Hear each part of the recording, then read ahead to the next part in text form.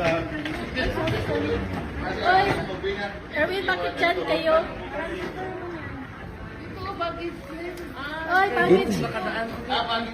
Pwede lang? Ikaw man. Ako man.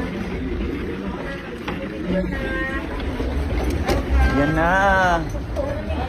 Sobrang lamig na.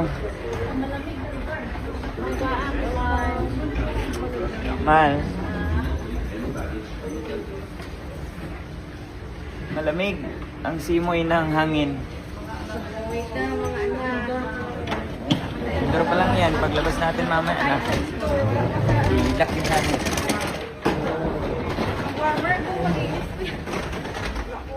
Wala, indoor pa tayo.